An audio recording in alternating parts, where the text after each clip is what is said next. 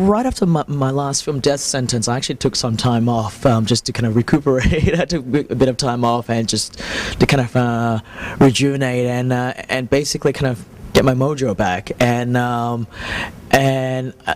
really wanted to come back with a film that with a project in a genre that I was comfortable with, and more importantly, something that Leigh and I were excited about. So Leigh and I have had this idea for a while now, the idea for Insidious. It was a concept that the initial concept was something we cooked up, many years ago when we were trying to come up with ideas to make a small, low-budget horror film, and which we ultimately at the same time came up with the concept that eventually became Saw. But we've always hung on to this concept for this film, and we've always had it in the back of our minds that one day we would like to visit. And after Saw, I kind of in a lot of ways I became kind of known as the like the blood and guts guy. Despite the fact that I think the first Saw film was actually pretty low-key in that department, and it was more, more like a psychological thriller.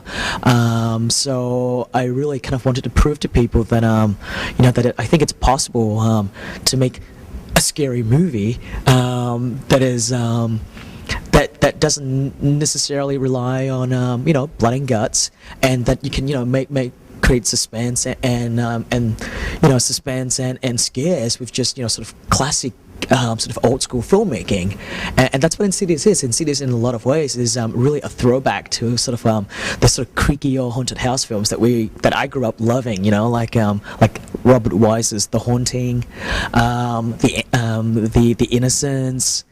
Well, yeah, exactly. It's one of my favorites too. And so I really wanted to make a film in that world.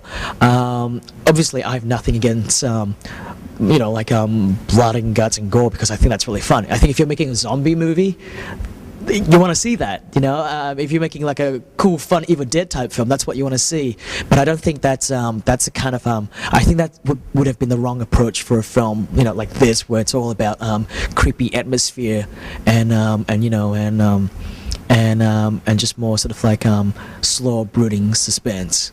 Part of the reason why Leigh and I really wanted to make this movie independently and not done through the studio system is because we wanted to have complete creative control, and part of that creative control is allowing me to cast the kind of actors I want to cast. Besides writing the film we want to write and making the movie we want to make, I think casting for a movie like this is super important because you kind of need to believe the family. You need to believe the actors that it's an everyday family that you can relate to, and I was very lucky to be able to get someone like Patrick Wilson and Rose Byrne, because I think they bring a lot of credibility to it.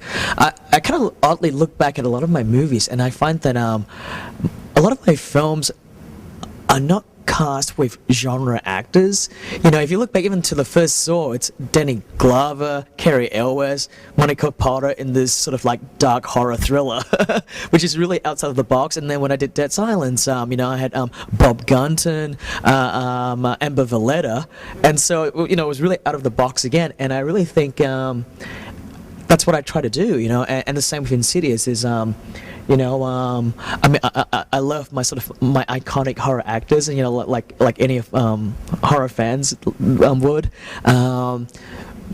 but I felt that with Insidious I kind of wanted it to go in a different direction. I wanted to bring actors on this film without a sort of preconceived notion. So you're not going to this movie going, oh, I've seen that actor in this kind of movie before. And that's another reason too why I cast Lin Shaye in it. Lin is someone who's probably better known for all the comedic stuff that she has done for the Farrelly brothers. But having said that, I've seen glimpses of drama stuff that she had done in the past, and I always felt that she's a really talented actress, and I really wanted to show that side of her that people may not know her as well for. I would say I'm a very I'm a visual director, but I think my audio sensibility, my audio side is just as strong as my visuals. Or rather, I have as much interest in the audio department as I do in the visual. Yeah, I definitely went into Insidious with a very strong mindset that I wanted a very strong score, or sound design, the soundscape. The sound design and the sound score needs to go hand in hand in suggesting a lot of stuff that you may not see on screen to begin with. And I work very closely with Joe, and I think Joe Bashar did a fucking fantastic job in creating a score that I really wanted, which was harking back to a very old school and almost experimental avant-garde style of scoring, and I really think that kind of that kind of take to it really brought a sense of unease to the film throughout the whole movie, because it's not melodic and it's not something that you're used to seeing. And I really think, the movie definitely benefited from having such a having a composer who has a great take on the genre and really understand what is required to make it effective. I shot the movie in 22 days, and when we got to the last the 22nd day, the last day of filming, Leigh Whannell came up to me and said, James, you've had that Billy puppet make an appearance in every one of your movie. You need to put him in this one. He's become kind of like our Hitchcock in a lot of way, and he's become, to me anyway, kind of he's kind of like my Waldo, where you search for him within the frame, and if you pick him out, that's really cool.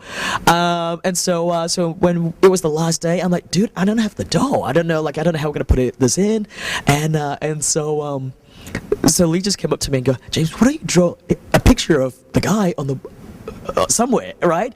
And I was like, okay, so I quickly drew the character, drew the face of the character, and I drew a bow tie in the shape of an 8. No, the shape of an infinity sign, right?